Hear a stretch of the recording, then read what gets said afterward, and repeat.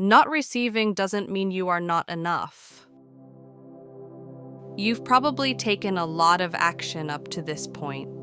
You've learned, worked hard, and tried to move forward. And yet, there are moments when it feels like nothing is coming back to you. Should you try harder, or should you just wait? Caught between those two, you may feel tired without even realizing it.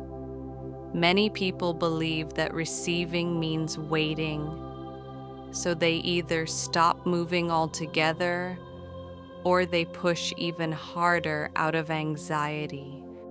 But true receiving is neither of those. It's not stopping, and it's not forcing. It's a state of openness. In this video, we'll gently release that misunderstanding, not to deny your effort, but to refine the quality of your action. Receiving is not weakness. It is the strength that allows you to enter the next flow. Let's open that door together. Chapter 1. The misunderstanding.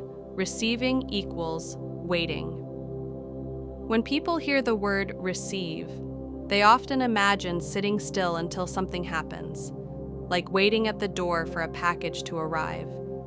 But that's not the essence of receiving. Waiting can quietly close your energy. Every time you think, it's still not here, or why hasn't it happened yet? Your attention locks onto the outcome. In that moment, your awareness shifts away from the present and toward lack. Receiving is not inactivity. It's not simply standing still. It's releasing the tight grip of control. It's softening the hand that tries to pull results closer. There's a difference between moving forward and pushing forward. Waiting places expectation outside of you. Receiving aligns your inner state. When you understand that difference, your actions begin to feel less heavy and more like flow. Chapter 2. What is openness? So what does it really mean to be open? It doesn't mean accepting everything. It doesn't mean becoming unprotected or passive.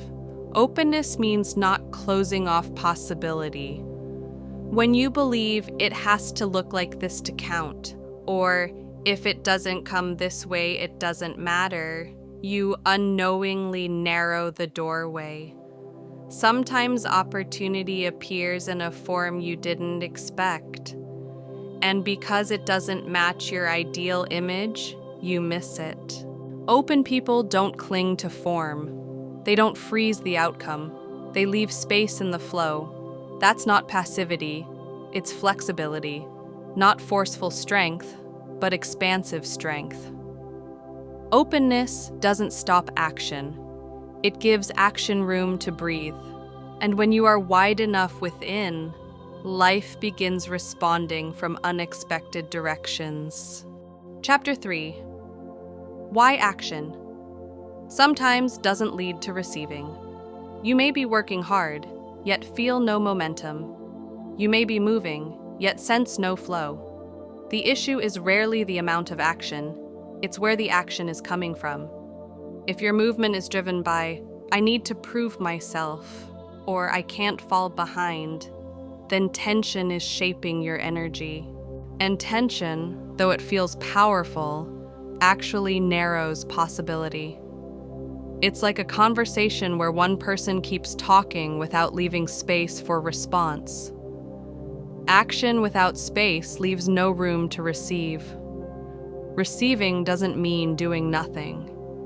It means having enough presence to sense the response. When you pause for even a moment and listen to what's shifting around you, your action transforms. From pushing to responding. And that subtle shift changes the flow of results. Chapter 4. What makes open people different? What sets open people apart? It's not a special gift. It's the refusal to fix reality in place. When things don't go according to plan, a closed mind says, This is failure. An open one says, maybe this is a different direction.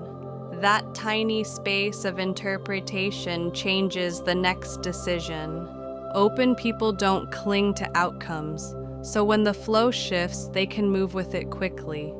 Even when opportunity arrives in small or imperfect form, they don't immediately dismiss it. They explore it. That's not blind optimism, it's grounded openness. Receiving isn't about waiting for something to happen. It's about being ready to respond when it does.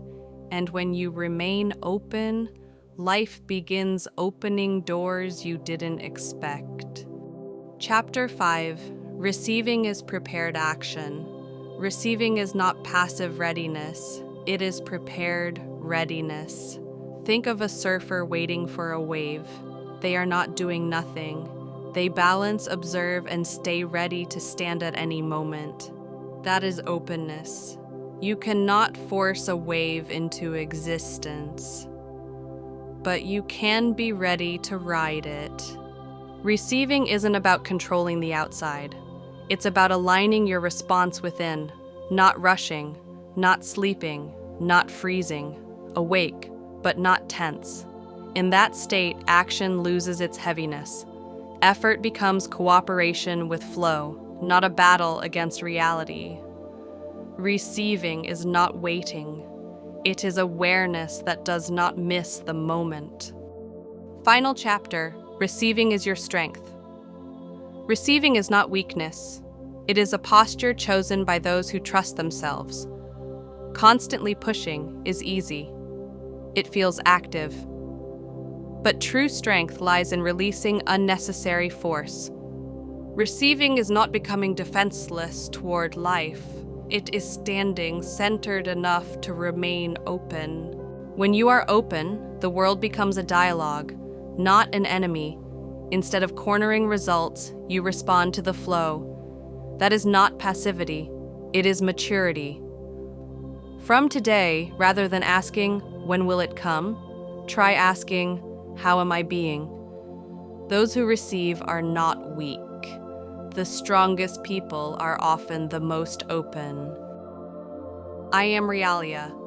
If today's message expanded even a little space within you, I'm truly grateful you were here. If this video resonated with you, please consider liking and subscribing. And if there's a moment in your life when you felt truly open, I'd love to hear about it in the comments. I'll see you in the next video.